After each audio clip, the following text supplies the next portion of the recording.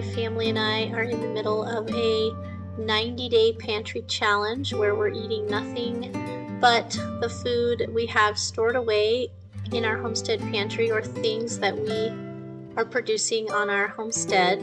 Winter is the perfect time to enjoy the fruits of our labor and make delicious breakfasts with fruits, long fermented sourdough, meats, eggs, and homemade dairy, all raised and produced on our own homestead and only touched by our hands.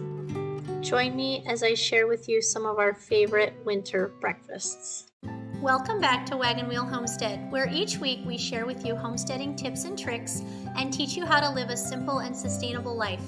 My husband and I and our 5 children enjoy living close to the land on our 40-acre homestead in Nebraska, where we utilize the self-sufficient skills we have learned over a lifetime of homesteading. I was blessed to grow up gardening and preserving food since I was a little girl, and my husband grew up cattle ranching. Now we're able to use those skills to feed our family without having to purchase very much from outside sources like the grocery store. While we seek to be self-sufficient, we are mindful daily that we are really God-sufficient, as He is the one who sends the sunshine and the rain to feed us and our livestock. Along with gardening and preserving all of our vegetables, we raise our own beef, milk Jersey cows, make our own dairy products, and bake with sourdough. By involving our children in this lifestyle, we are seeking to preserve these old-fashioned skills by passing them down to the next generation. Join us as we share with you our journey and teach you how to grow a simple, sustainable life. The first recipe I'm going to share with you is raspberry cinnamon rolls with a lemon glaze. These are very similar to my sourdough cinnamon rolls that you all enjoy so much, but the raspberries and lemon definitely give it a spring or summertime vibe. And we enjoy these in the winter as well, but as it gets closer to spring, it's something that we enjoy making a lot. I start by putting 1 cup of water and 1 cup of sourdough starter in the bowl of my Bosch stand mixer, adding in a couple of eggs, some sugar, some melted butter, a little bit of salt, and 4 to 5 cups of flour, depending on the hydration of your starter. If your starter is a little more thin, then you may need to add a little bit more flour. And I'm just using raspberry jam that I made from the raspberries we grew on our homestead last year, adding in a couple tablespoons of cornstarch and a tablespoon of cinnamon. If you're using fresh or frozen raspberries, you can also add in a 1/2 cup of sugar, but of course my jam was already sweetened.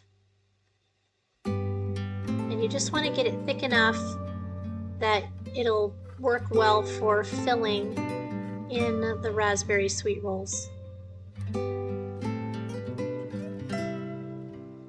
Just stir it gently until it thickens well.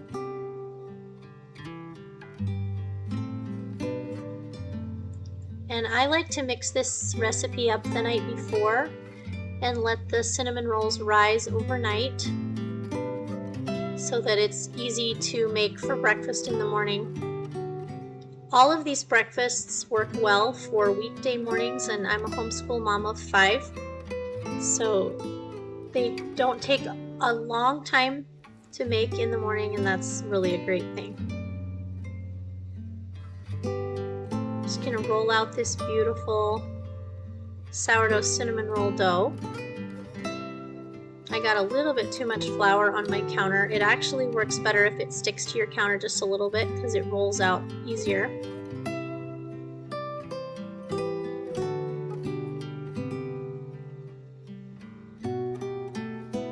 And adding the raspberry filling, it's nice if it cools off just a little bit. Since this is something I'm making in the winter, I can just set it outside and it cools off quickly because it's been pretty cold here in Nebraska. Then just roll these up just like you would for cinnamon rolls. And I like to do most of my sourdough baking in cast iron pans. They're just timeless pieces that are so great to have in my kitchen.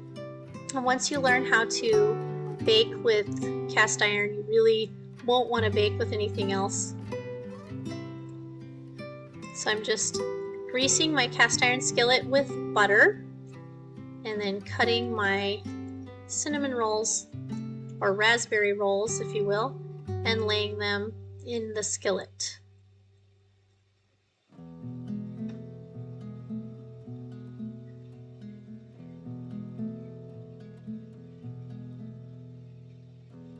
You can also put this in a 9x13 pan if you don't have a cast iron skillet, and this is a 12-inch skillet. Then I just cover it with plastic wrap or a beeswax wrap and let it rest until morning. In the morning, I preheat my oven to 350 degrees and bake for 25 to 30 minutes. So delicious. And mix up a glaze of about 1 cup of powdered sugar and a couple tablespoons of lemon juice. That will give the glaze its lemon flavor. Drizzle over the top of these raspberry sweet rolls and enjoy. The next recipe I'm going to show you how to make is my sourdough discard crepes made with a homemade cream cheese filling and a strawberry topping. So I'm just adding strawberries to a pan. These are strawberries we raised on our homestead as well. So satisfying to have them in the freezer. I'm just adding some cornstarch, a little bit of water to get them started cooking, and some sugar. And just mix them around and they thaw as they cook. Then I'm adding 9 eggs to a bowl, 1 cup of sourdough discard, a little bit of salt, some butter, or you could use melted beef tallow, it doesn't matter, and a little bit of vanilla. And by the way, all of these recipes are going to be available on the blog wagonwheelhomestead.com. So if you search there, you'll find lots of our favorite sourdough recipes, and they are all in printable format. So then I just preheat my cast iron skillets on the stove and ladle in some of the crepe batter. I like to cook these in a couple of different skillets just to get them done more quickly. You can also mix this batter up ahead of time, although everything in it is already going to be long fermented because we didn't add any extra flour to this. It was just the sourdough discard that was already long fermented. So this is a really quick recipe, and it works for breakfast, for supper as well if you need a quick supper meal. Sometimes I just take the skillet and tip it to spread out the batter. And after they cook for 2 or 3 minutes and the sides are loose, then you can just very easily flip them over. Sometimes the first crepe will stick a little bit, and it's just because your pan, wasn't hot enough or wasn't quite the right temperature. But the second crepe always comes out perfectly. Then I just made homemade cream cheese. We have a couple of Jersey cows that we milk, so we make all of our own dairy products. And I made a plain yogurt and strained it all the way out of it until it was super thick like cream cheese. And I'm just adding in some powdered sugar. And then we're gonna stuff these with this raw cream cheese.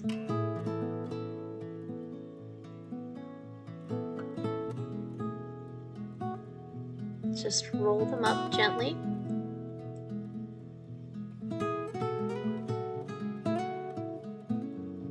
And I also made some homemade whipped cream in my Bosch mixer. I just added some cream and a little bit of powdered sugar and whipped it until it was thick. Ladling the hot strawberries over the top and putting whipped cream on. This is one of my kids' favorite breakfasts, and they often request it for their birthdays. So it's really fun.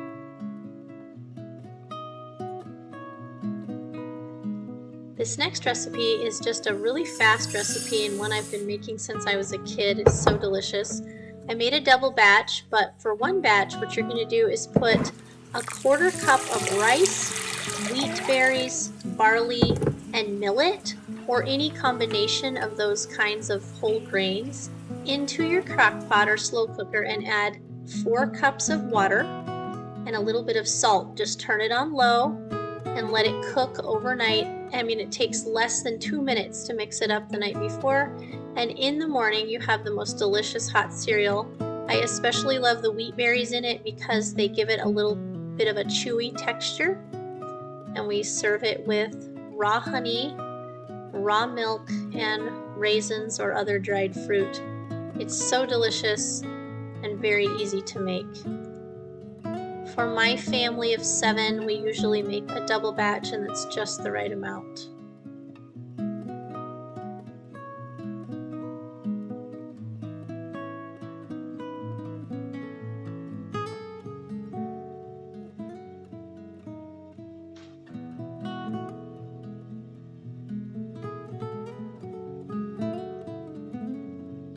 The next thing I'm going to show you how to make is our favorite sourdough German pancakes. So to my cast iron skillet, I'm adding 1 stick of butter, or 1/2 cup of butter. I'm also making another smaller skillet with a gluten-free version of this recipe using a gluten-free sourdough starter. This recipe uses a lot of eggs, so if eggs are hard for you to get right now, this might be something you want to wait and make in the spring or the summer. But we get eggs from my sister-in-law, my in-laws, and so they have, some smaller eggs they can't sell from their chickens, and so I had some extra eggs, and this works out great for a winter breakfast menu. It's often fun to make on a snow day. So I just added 12 eggs, 2 cups of starter, a teaspoon of salt, 2 teaspoons of vanilla, and a little bit of sugar to a bowl, and I'm just whisking that up. I love to make this because I can get it in the oven, and I can be getting myself ready for the day, and it's ready and I'm ready all at the same time. So it's a very hands-off breakfast. So the skillet preheated with the butter in it in the oven at 425 degrees, and I just am pouring the hot pancake batter into the pan, putting it into the oven. Doing the same thing for the gluten-free version. I just used gluten-free flour and a gluten-free sourdough starter, very simple. These don't puff up quite as much as the original recipe, which was made without sourdough, but I prefer having the long fermented health benefits of the sourdough, and our family just absolutely loves these. So you can serve them with jam or jelly, any kind of syrup. There's an amazing buttermilk syrup recipe on the blog that you may enjoy.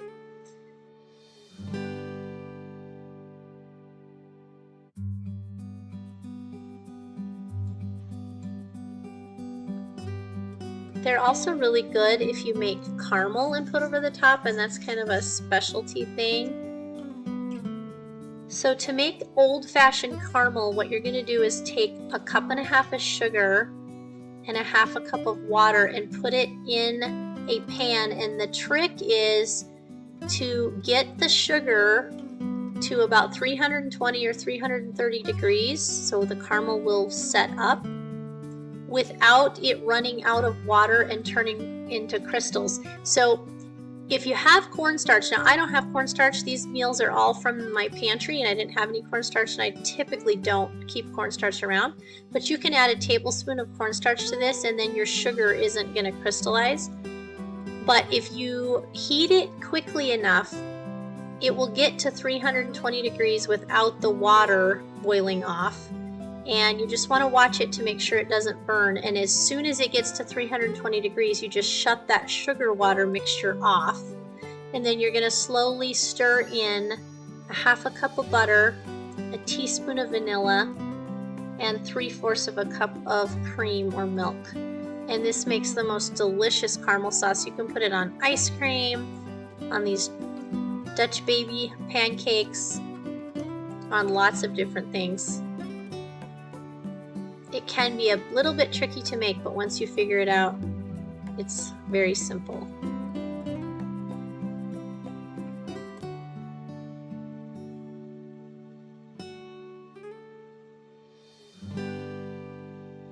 I also like to add a little bit of salt, making it more like a salted caramel.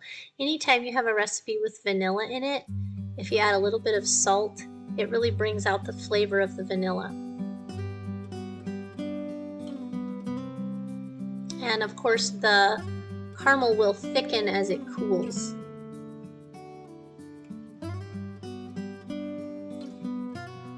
We just drizzle it over the top, serve it with a side of applesauce that we have canned up in our pantry, and you have a delicious meal. This is one of my favorite winter breakfasts. So this is our sourdough breakfast pizza. And again, the recipe for this is on the blog. So we're starting with venison sausage. This is our homemade venison sausage. And I'm making like a double recipe or a big batch. But I'll just give you the ingredients for a smaller size pizza. So basically what it's going to be is it's going to be a pizza with a sourdough crust, just a discard crust. And it's going to be covered with sourdough gravy, sourdough sausage gravy, and fried eggs. And on this particular one I added fried onions and peppers, which were so good, and topped with some homemade cheese. So again, all these ingredients are things that are raised on our very own homestead or sourced locally, and things that we keep well stocked in our pantry. So our family of 7 spends about $1,500 or maybe a little less at the grocery store every year. We make everything from scratch, and it's taken us a long time to get to where we are, but I want you to know that you really can live fairly independent from the grocery store, and it's just such a satisfying feeling of having food stored away in your pantry where you can easily make lots of different meals for your family throughout the year. So I just fried the eggs in this cast iron skillet. Now the key to frying eggs in this cast iron skillet without them sticking is to use plenty of fat, and also to have a well-seasoned skillet. So my husband has ground these skillets down until they are shiny smooth, so there's no divots in them at all, and we've seasoned them well, and they work so great. They're like having non-stick skillets that are healthy for you to cook off of. And they are indestructible, which is a good thing for me because I'm kind of hard on things in my kitchen. So I preheated my large skillet, which is what I'm making the large pizza in the oven. Just added a little bit of beef tallow to it because it dries out when it gets hot. Then I'm just pouring straight sourdough discard right into the hot skillet and spreading it around, and that's going to be the crust. So this is a really simple recipe and a great way to make sourdough pizza crust. I have a chewy, fluffy sourdough pizza crust recipe on the blog, or you can do this really thin style crust as well, just depending on your preference and the amount of time that you have. And as you spread it around on the hot skillet, it will start to stick and cook right away. And that's exactly what you want. Kind of spread it up the sides and make an edge for the crust. You can always add about as much as you want. I usually do about 2 cups for a 12-inch skillet. This was probably more like 3 or 4 cups. Add a little bit of salt and pepper. You can add herbs, drizzle it with olive oil. Use your imagination. But for this recipe, I just added salt and pepper because we're going to be putting a sourdough sausage gravy on it, and that's gonna season it as well. Just put it in the oven for about 10 minutes to finish baking. Then for the gravy, I just added a half a cup of butter, a cup of sourdough starter, 2 cups of milk, and some salt and pepper. You can also add gluten-free flour, if you want to make the gravy gluten-free instead of the sourdough starter, or you can even use gluten-free sourdough starter. So lots of different options for making this completely gluten-free. Although, if you're gluten intolerant, you should be able to handle anything made with long fermented sourdough. And so the reason I'm making a gluten-free version is because I have a daughter with celiac disease, so she has to have everything completely 100% gluten-free. So then I just added that gravy, added the eggs, the fried onions and peppers, and some homemade Asiago cheese. And I'm just going to toast this in the oven until the cheese melts. It is absolutely delicious.